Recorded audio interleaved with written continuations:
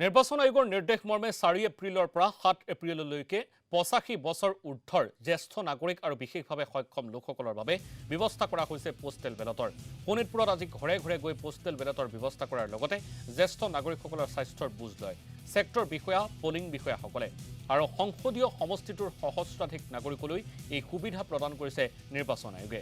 কলিয়াবৰতো আজি পুৱা 85 বছৰ ঊৰ্ধ্বৰ জ্যেষ্ঠ নাগৰিক আৰু বিশেষভাৱে সক্ষম লোকসকলক এই সুবিধা প্ৰদান কৰে বিষয়াসকলে। আৰু এই সন্দৰ্ভত বিতংভাৱে জনাব সতীৰ্থ সাংবাদিক অৰ্ণৱ নাথে।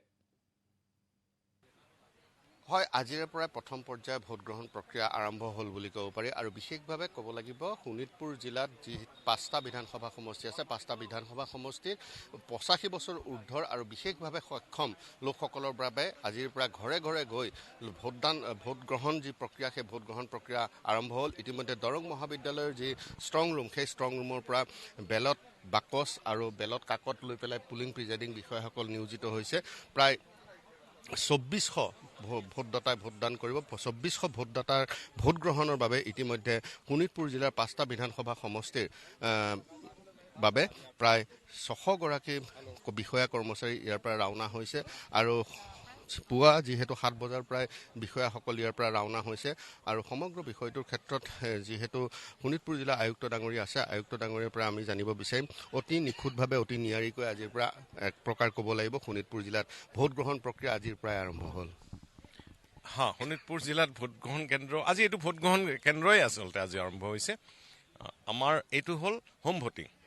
ঘৰত যিসকল ব্যক্তি বিশেষভাৱে সক্ষম হ'ব পাৰে বা তেওঁলোক জ্যেষ্ঠ নাগৰিক হ'ব পাৰে, 85 বছৰৰ ঊৰ্ধত হ'ব পাৰে, যিসকলে ভোটৰ কেন্দ্ৰলৈকে আহি ভোটদান কৰিবলৈকে অসমৰ্থ, তেওঁলোকৰ বাবে এই সুবিধাটো দিয়া হৈছে।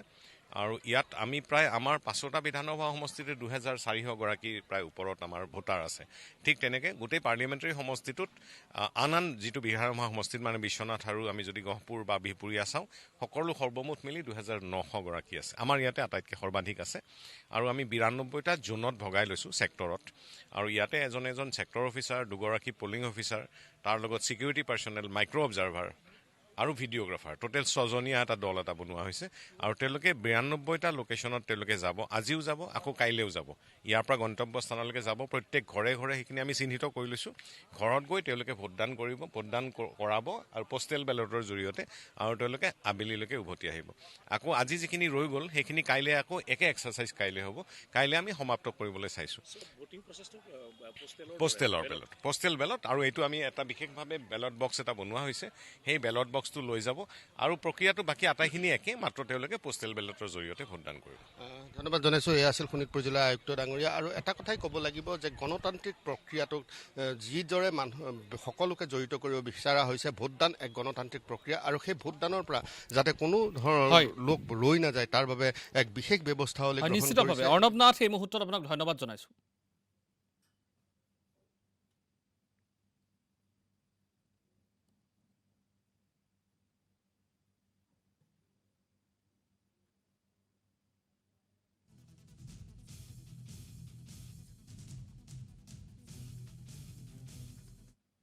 তাতে দিছোঁ গৈ তাতে দিছিলে। তাতে দিছোঁ। এইবাৰ আকৌ ইয়াত দিলোঁ।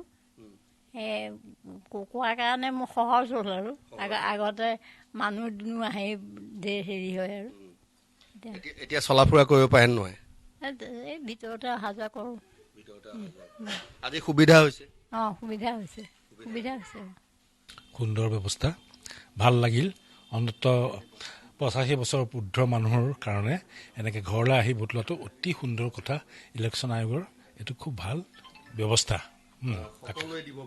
সকলোৱে দিব পাৰিব। আপোনালোকে এইটো যথেষ্ট সুবিধা কৰি দিছে, ইলেকশ্যন আয়োগে যথেষ্ট সুবিধা কৰি দিছে। ভৱিষ্যতে যাতে এনেকৈ কৰে, মই তাকে কামনা কৰিলোঁ। মোৰ এতিয়ালৈকে 5গৰাকী গৈছে। মোৰ 29 আছিলে, তাৰে এতিয়া আৰু 24গৰাকী বাকী আছে। মানে শেষ নহ'ব? আজি শেষ নহ'ব, কালিও অলপ লাগিব সময়। হয়, নিয়াৰিকৈ সকলো নিয়াৰিকৈ আছে, সুন্দৰকৈ চলি আছে।